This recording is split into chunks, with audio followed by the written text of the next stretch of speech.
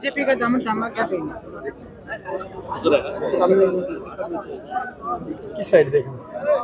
मेरी तरफ लगाओ। बहुत खुशी की बात है हमारे लिए, मेरी ज़िंदगी की, हम दोनों की एक नई शुरुआत करने जा रहे हैं। आज तक देश के लिए मेडल जीत के देश का मान बढ़ाया, देश की सेवा की है। अब हमारे खिलाड़ी भाइयों की जितनी मदद कर सकेंगे, जो संघर्ष मैंने किया है, मैं चाहता हूँ कि हज़ारों मेरे खिलाड़ी साथी उस संघर्ष से गुजर रहे हैं, उनको उनके खेल के जीवन में आगे बढ़ाने में मदद करेंगे।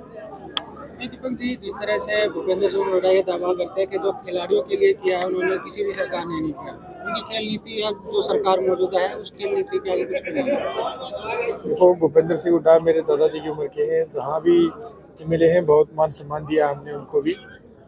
उन्होंने भी खेल के लिए कार्य किया था, ये हम मना नहीं करें, लेकिन जो मौजूदा सरकार हमारी बीजेपी सरकार खेलों के लिए काम कर रही है वो कहीं ज़्यादा अधिक है। जैसे मैंने पहले भी बताया था, पहले हम ये बात करते थे कि हिंदुस्तान की जनसंख्या तो 100 करोड़ के ऊपर पहुंच चुकी है, लेकिन मेडल 2-4 आते हैं। आप सबको पता है इस बार एशियन गेम्स और पैरा एशियन गेम्स के अगर मेडल मिले तो 221 मेडल है। इससे बड़ी गर्व की बात क्या होगी। और रही बात ग्राउंड लेवल पे, तो जो खेलो इंडिया स्कीम है, खेलो इंडिया यूनिवर्सिटी गेम्स, किसी भी बच्चे का खेलो इंडिया में कोई भी मेडल आता है तो उसको हर मंथ 10,000 रुपये से स्टार्टिंग है, 10,000, 20,000, 30,000 हर मंथ सहायता राशि मिलती है। जब हमारा दौर था, जब मैं खिलाड़ी बनने के लिए शुरुआत की, तो एक एक पैसे के लिए मोहताज थे। कभी बच्चों को स्कूल में पढ़ाना जाता था, अपना पेट काट काट के अपने खेल का खर्चा ही नहीं उठा पाते थे। आज किसी का बच्चा खेल रहा है, थोड़ा सा भी सक्षम है, तो उसको हर महीने खेलो इंडिया स्कीम के तहत रुपए मिल रहे हैं। खेलो इंडिया, ये नर्सरी कितनी ज़्यादा है, आप देखिए हरियाणा प्रदेश में हर नर्सरी के माध्यम से बच्चों को उनकी जो भी ज़रूरत की सामग्री वो वितरित की जाती है। हर महीने रुपये दिए जाते हैं उनके लालन पालन के लिए, उनके खेल की तैयारियों के लिए। इसके साथ साथ आप खेल बजट देख लीजिए, इस बार जो केंद्रीय खेल बजट है वो 3 गुना किया गया सीधा, कोई छोटी मोटी राशि नहीं है। केंद्रीय खेल बजट को बढ़ाकर 3 गुना किया गया है। आज हिंदुस्तान का खिलाड़ी विदेशों में ट्रेनिंग करता है, इसलिए मेरे भाई नीरज चोपड़ा जैसे खिलाड़ी पैदा हो रहे हैं, क्योंकि हमारा खिलाड़ी जो भी आधुनिक सुविधाएं हैं उनके साथ जो उनको भौतिक ज़रूरत होती है उनके खेल के लिए विदेशों में ट्रेनिंग कर रहा है। तो ये सब माननीय नरेंद्र मोदी जी, हमारे जो देश के यशस्वी प्रधानमंत्री, उनकी खेल नीतियों की बदौलत ही तो है। पिछले दिनों जो खिलाड़ियों के साथ इंसिडेंट हुआ है, आप मानते हैं कि उसमें राजनीति? देखो, मैं भी खिलाड़ी हूँ और खेल संघ अगर भंग हो जाते हैं तो इसमें सरकार का दोष नहीं होता। हमारी कबड्डी की मैं भारत का कप्तान रह चुका हूँ, अर्जुन अवार्डी खिलाड़ी। खेल संघ हमारा भी भंग रहा है, हमने भी बहुत सारी चीज़ें झेली हैं, तो लेकिन सरकार का खेल संघों से कोई, ये हम बोल नहीं सकते सरकार के ऊपर। खिलाड़ी मेरे जो साथी भाई बहन हैं वो भी देश के लिए मान सम्मान बहुत बढ़ाया है। हमें बस ये पता है कि हम देश की तरक्की में अपनी तरफ से कितना योगदान दे सकते हैं, हम वो उसके ऊपर ध्यान देंगे। मेरे जो खिलाड़ी साथी गाँव के तबकों में इतने हज़ारों युवा साथी परेशान रहते हैं, मेरा यही उद्देश्य है कि मैं उनकी मदद कर सकूँ उनको आगे बढ़ने में। और हम कोई कोर्ट नहीं है कि हम ये डिसीजन ले कि वो कौन गलत है, कौन सही है, कौन पॉलिटिक्स कर रहे, कौन, क्योंकि हमें उनके बारे में, किसी के बारे में इतना नहीं पता। तो जो होगा वो हमारा तो खेल का मेन बात तो ये है ना कि आप खेल का विकास देखिए। आज हमारे गांव की माताएं बहनें खुद अपने बच्चों को लेकर स्टेडियमों में आती हैं। पहले हरियाणा में ऐसे नहीं था, बच्चे खेलते थे, खेल का विकास भी था। ये सामने राजीव गांधी स्टेडियम है, इसमें अगर आप देखेंगे तो कम से कम 100 माताएं अपने बच्चों को लेकर आती है। किस लिए? इसी उम्मीद में ना कि उनको पता है कि खेलो इंडिया में खेलेंगे या किसी भी अंतर्राष्ट्रीय स्तर पर या राष्ट्रीय स्तर पर खेलेंगे। अगर राष्ट्रीय नेशनल गेम्स में पदक आता है तो डायरेक्ट जूनियर कोच की भर्ती की जाती है। डिप्टी डायरेक्टर के कितने पदों पर, सैकड़ों पदों पर भर्ती हुई है। हरियाणा प्रदेश सबसे ज़्यादा धनराशि दे रहा है, आप सबको पता है। वो धनराशि पहले से बढ़ाई ही गई है, कम थोड़ी ना की गई है। पहले 2 करोड़ होते थे, अब 3 करोड़ दिए जाते हैं एशियन गेम्स के मेडल के लिए। ठीक है स्वीटी जी, जिस तरह से बीजेपी ज्वाइन की है उसको लेकर क्या आ जाओ भाई।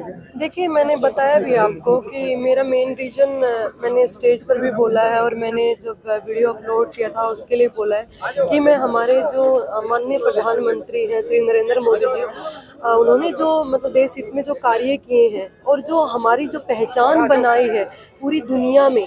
जैसे कि हम पहले बाहर जाते थे, क्योंकि हमारी ट्रेनिंग बाहर ही ज़्यादा, बाहर कंट्रीज़ में हम ज़्यादा रहते हैं, और मैं पिछले 14 साल से मैं मतलब गेम कर रही हूँ, बॉक्सिंग कर रही हूँ। और पहले हम जाते थे तो हमारी जो छवि थी और अब हम जो जहाँ मतलब वहाँ जाते हैं और जो वहाँ हमारी इज्जत होती है वो देखकर ना मतलब मन में ऐसे गर्व महसूस होता है। अब हमें ना इंडियन कहने में ना खुद को गर्व महसूस होता है। जैसे पहले शर्म आती थी कि ऐसे हम बोलते थे ठीक है हम गर्व हम खुद करते, लेकिन दूसरे हमारे ऊपर मतलब ऐसे मजाक उससे लेते कि ये इंडियन है, मतलब वो ऐसे कहीन भावना होती है ना, और उस तरीके से हमें देखते थे। लेकिन आज लोगों के जो हमें देखने का नजरिया है वो हमें मतलब ताकतवर कंट्री के रूप में हमें देखती हैं।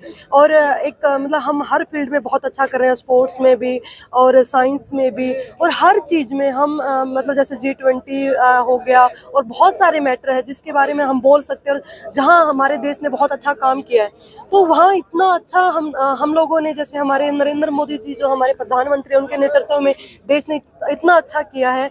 और हम जो बिल्कुल नीचे के लेवल पर थे उसके 5th मतलब प्लेस पर हम जो दुनिया में आए हैं, यही वजह थी जिसकी वजह से मैं बहुत ज़्यादा प्रभावित हुई हूँ और मैंने अपनी भारतीय जनता पार्टी को ज्वाइन किया।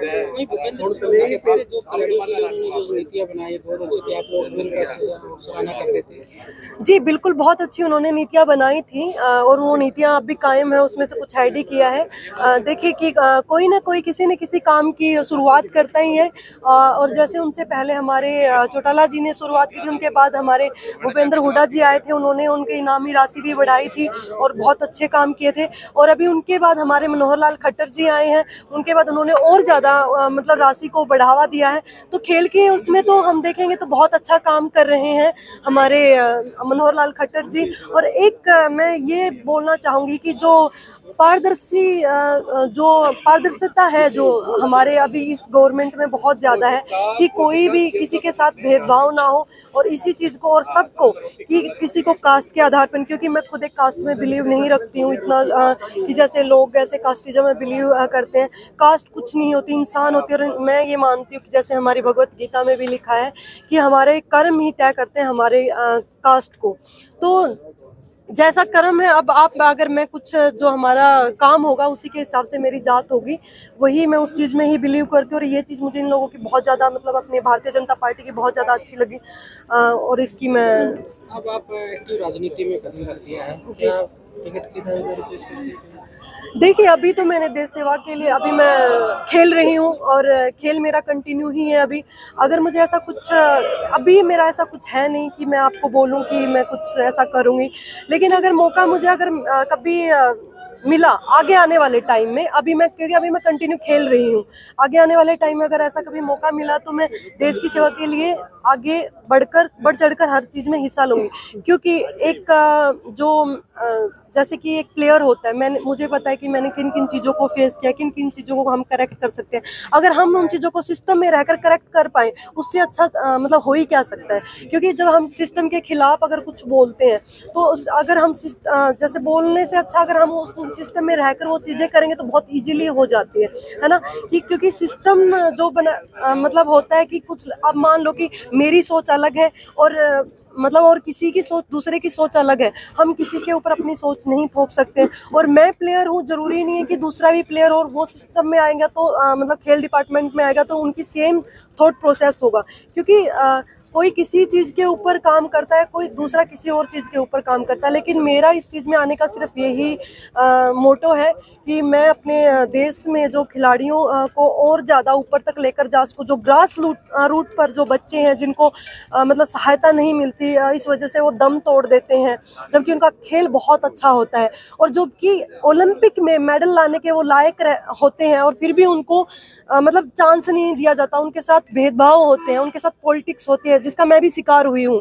2020 में भी मेरे साथ ऐसा हुआ, लेकिन उसमें गवर्नमेंट इन्वॉल्व नहीं होती है क्योंकि कुछ कोचेस भी रहते हैं, कुछ फेडरेशंस भी रहती हैं, सब चीज़ें होता है, बहुत सारे फैक्टर होते हैं।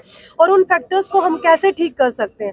हम सिस्टम के अंदर अपने आप को डालकर, अपने ऐसे किसी व्यक्ति को डालकर जो मतलब फेयर